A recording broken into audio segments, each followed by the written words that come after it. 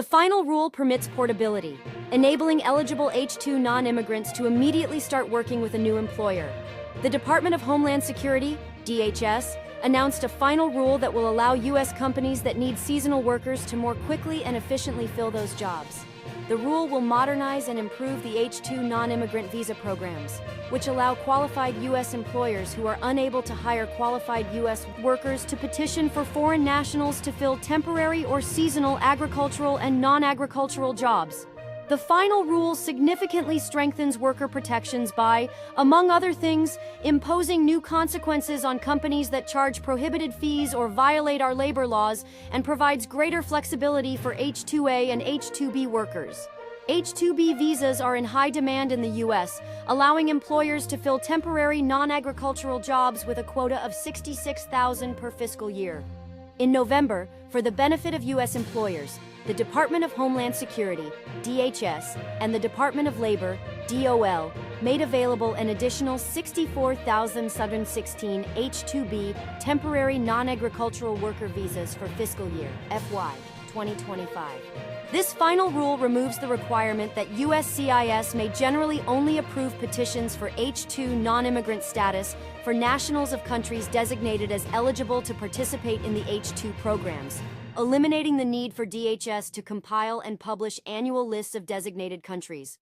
It also simplifies the rules regarding the effect of a departure from the United States on the 3-year maximum period of stay for workers participating in the H-2 programs, by eliminating the interrupted stay provisions and instead providing a uniform period of absence from the United States, at least 60 days, to reset the 3-year clock.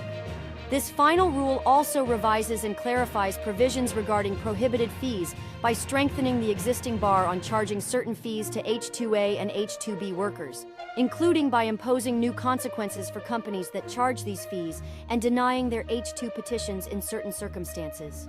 The final rule also institutes certain mandatory and discretionary grounds for denying an H-2A or H-2B petition filed by a petitioner who, among other things, has been found to have committed certain labor or other legal violations or misused the H-2 programs.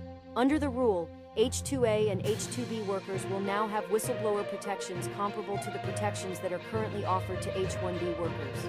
The final rule clarifies requirements for petitioners and employers to consent to and fully comply with USCIS compliance reviews and inspections.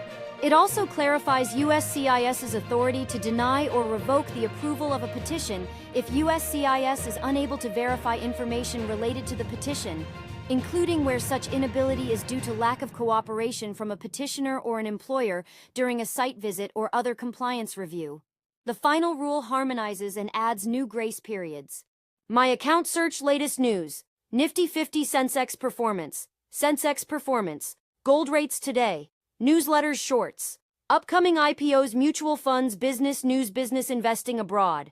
U.S. introduces new H-2 visa rule for hiring of foreign workers. U.S. introduces new H-2 visa rule for hiring of foreign workers. The final rule permits portability, enabling eligible H-2 non-immigrants to immediately start working with a new employer.